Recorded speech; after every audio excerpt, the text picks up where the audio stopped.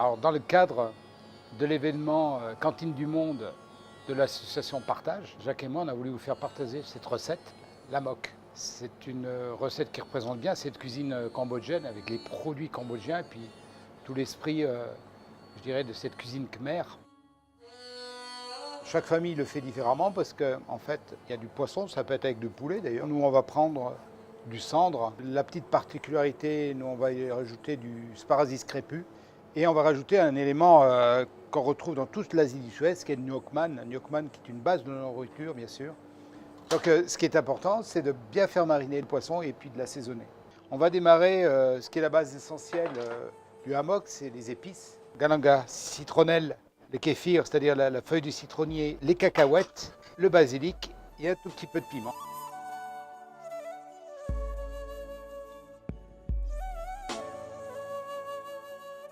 On va l'atténuer tout ça avec un peu de jus et puis surtout le lait de coco.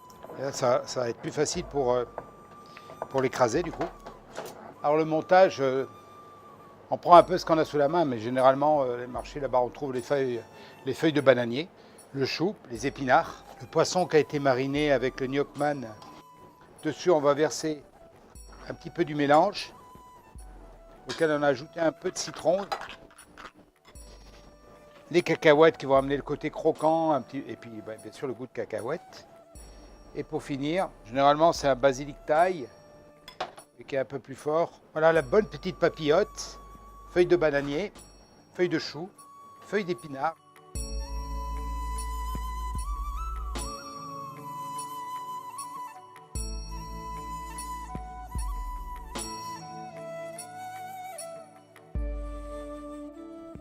Ça va bien le cendre avec ça.